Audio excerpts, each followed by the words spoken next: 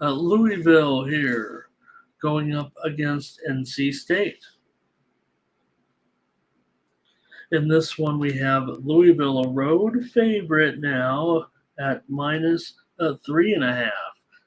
It opened as low as 2.5. It was as low as 1, but Louisville has since taken action here and now are laying a hook on the road.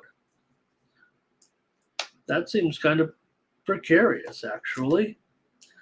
It does seem like there is some support out there from handicappers on Louisville, but I have concerns now, especially laying an extra half a point here on the road. You have a Louisville team. They have, wins over Georgia Tech by 5. They beat Boston College. They basically doubled. They did double them up, 56-28. But Louisville has given up 900 yards so far. You remember North Carolina State lost to Notre Dame. No shame. They weren't close to covering, so they definitely underachieved in that game. But they beat Connecticut by 10. They beat Virginia by 3. I mean, that's, not something you're going to necessarily brag about. And Armstrong, what can you say? That's who you have. That's who you have. Wolfpack, not exactly a great cover at home necessarily, but Louisville, they're probably just strictly average in this role.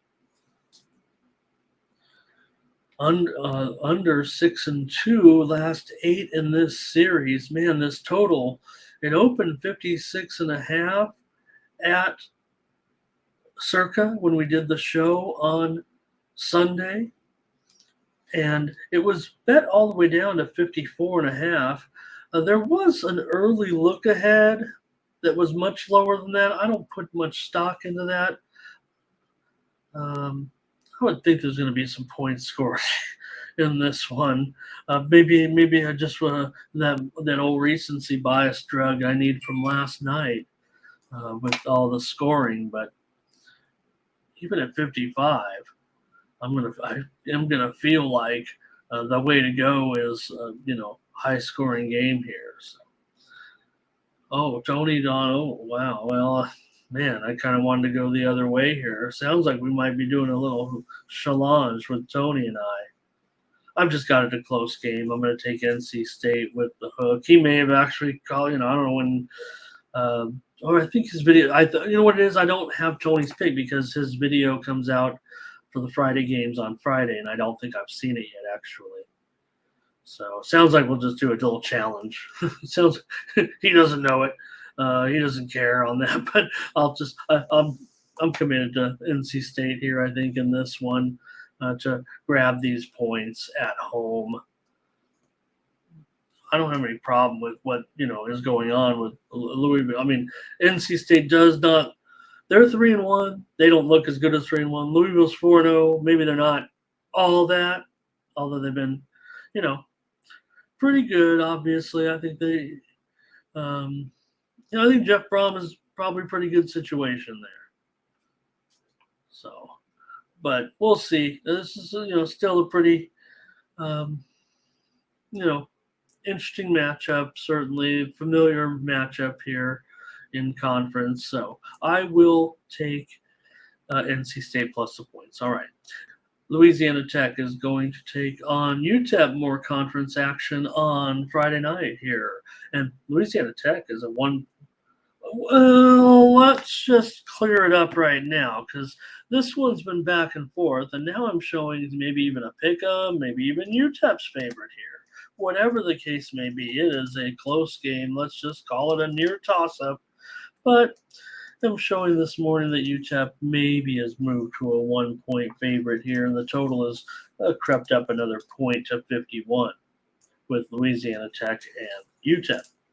The total opened 48.5 when we were on the air with the Circus Show on Sunday. It also opened UTEP -3, and they gobbled that up right away and got it to pick up, basically.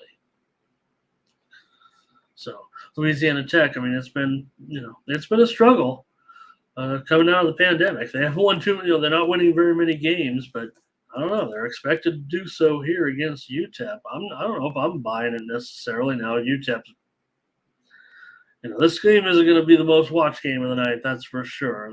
They haven't looked good at all. They've allowed in their losses, well over 110 points.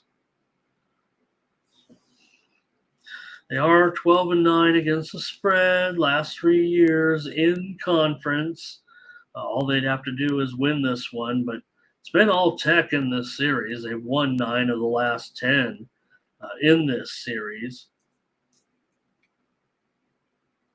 And so, but is Louisiana Tech? They're not very good either. Let's just cut to the chase. Louisiana Tech is 5-15 against the spread in their last 20 road games.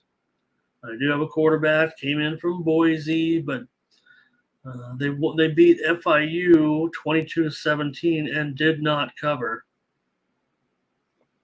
So total for me, boy, I don't even know if I can do anything with this one. But I want to trust UTEP here maybe to get a victory. It seems like things aren't going very well right now for the Miners. So Louisiana Tech isn't necessarily stopping the run. They're not really stopping anything. They're giving up 475 yards a game so far. So how can I trust them really to win this game other than series history? Maybe that's what maybe that's what you could hang your hat on a little bit there, but that goes back kind of a ways, right? I'm on UTEP tonight at home, ugly game, and I'll take the Miners here in this one. Let's get to a good game. Oh, we got some comments here on Louisiana Tech and UTEP. All right. Here's Nathan's got a lean. Okay, Ray's on UTEP. All right, let's get to a good one tonight with Utah and Oregon State. Just got to worry, Cam Rising, is he going to play? And do we want him to play at this point? I don't know. The other quarterback's been just fine, right? Or at least fine enough. We're 4-0 for Utah. 4-0 Utah. 3-1 Oregon State. This is a great game. Of course, Oregon State lost that thriller to Washington State in the Pac-2 championship game, 38-35. They gave up massive passing yards, and here you got to face Tagovailoa. Utah covered against Florida in a 13-point win. They didn't cover against Baylor, but they won. They barely didn't cover. They won 20-13 as a 7.5-point favorite. So, and of course they covered they covered that dramatic 14-7 game. So Utah's just been terrific so far. If any, really, they played two quarterbacks. So here's the thing: Utah, they're not very good as a road underdog. Usually this is a bad situation, or really bad. I mean, really one of the worst. 2-8 their last 2 years as a road underdog. So no, it doesn't feel like a very good spot here for Utah finally. And it's almost been a runaway favorite a little bit here for when we were on that circus show. I think they opened it it was immediately bet up to 2. I want to say it was a pick'em. I actually have to go back and watch it now, because there was an early look ahead that had a Utah 1-point favorite in this game, but that was maybe before we knew that Oregon State was going to be pretty darn okay. Let's just say it like that. I mean, Utah's done very well in this series, but this is a totally different situation now. Oregon State has a strong team. So, but look at this number, the total at 44.5. Maybe there's going to be some defense here, but aren't we supposed to be in the land of the steam came in on the over? but it's 44.5. And it did go as low as 44, and there was some buyback, but it opened 47.5. You're supposed to have, Utah. At least Utah should have a, pretty. Now they do have one. Out of the two quarterbacks, one's kind of the runner and one's kind of the passer. If you have Rising in there, he's better than both of them. He's supposed to be one of the better prospects in the country. So, why are we expecting a low-scoring game? I'm expecting a low-scoring game as well. Just hard to kind of consider, given that these quarterbacks can be good. We'll see with Rising status too. He hasn't started yet, so apparently he's getting close. Do we have to wait on that status? All right, I will be on the over in this one with Utah and Oregon State, with or without Rising, and we'll see on the side. But would like to know his status before I make the call. But I'm kind of thinking the home team here. It is a lot of points, but remember, Utah not very good as a road dog in the past, and this certainly kind of falls in line with the type of road dog situations I think they've kind of been in. Not at Oregon State, because we know Oregon State is in a real high point right now, but I think they certainly can be equated, especially given the Pac-12's strength at this point.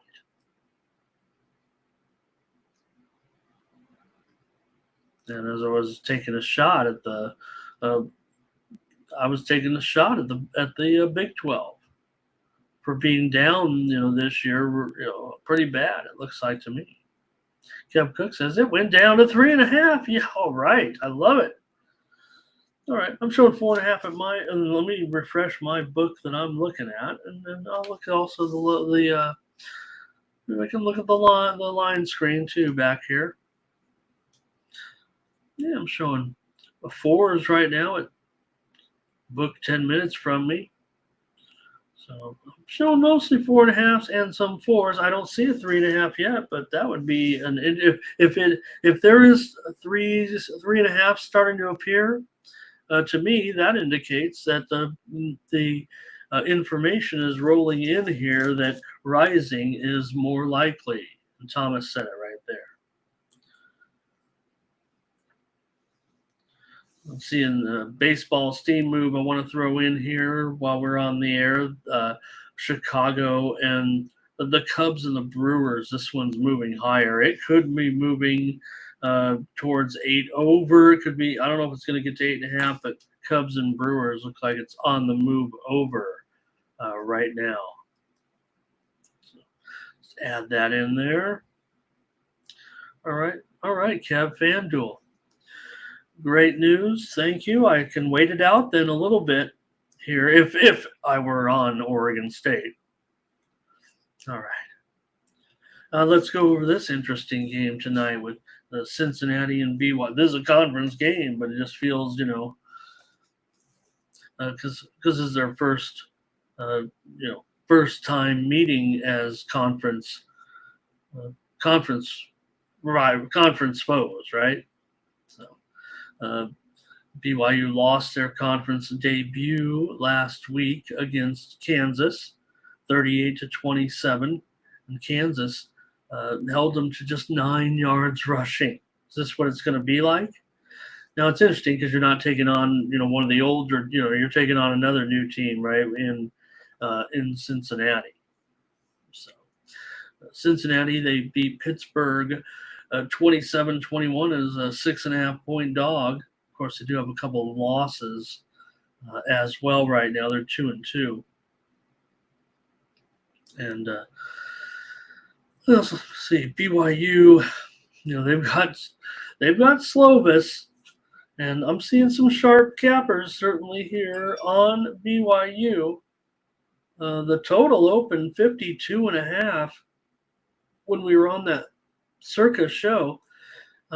It did get as high as 54, but it's been kind of a steady progression here. In fact, I'm showing it right now, 49 and a half, actually. That's actually up from that 48. I had these graphics in there, I think, at least about a day or two here, but Cincinnati here, let me put the total right at least here at 49 and a half. Because I think I'm not so sure I can see these two teams putting up a lot of points necessarily in this one. I know the steam did come in. I think the widely reported steam did come in on the over. BYU has been, uh, you know, they like I said they were a 3.5 point favorite when this opened at Circa, but it's been almost all Cincinnati, which is interesting because, like I said, I feel like cappers all around the industry are on BYU heavy. BYU feels like a heavy capper play, but this move has been all Cincinnati. So how do you guys explain that? I'm supposed to be on here explaining that, and I don't know if I can necessarily in this one. I do see a few comments from you guys with Nathan. People are like, maybe they're trying to pump up BYU here a little bit. They're 3-1. I know. I kind of want to be against these guys a little bit. I kind of want to be against the crew here a little bit. That's what makes me, that's what, I'm kind of feeling in this one. So, all right. Well, yeah, for me, I don't know, getting the points now, maybe I'm going to be on, maybe I can get to BYU. I don't know. But it just feels like to me like the move on I should respect this move. So I'll take Cincinnati. I'm going against all my buddies. It feels like today, maybe like last night, they were all laughing at me, having a couple losers after I was talking a bunch of smack, and took my lumps last night. So I'm on the Bearcat. I'm on the Bearcats here. Everyone else is on BYU, and then they can laugh at me again tonight. I was hot. I had an off night. All right, we're keeping it real here on the show. Let's go to National Football League and get this show going. Actually, I flubbed that one up too. Ended a real win. It was 11-2 11-2 and 1, 11-3 and 1, because 11-3 and 1 my last 15 NFL, and took an L last night. 11-4 and 1 now. Thanks, Kev's on the Bearcats. All right.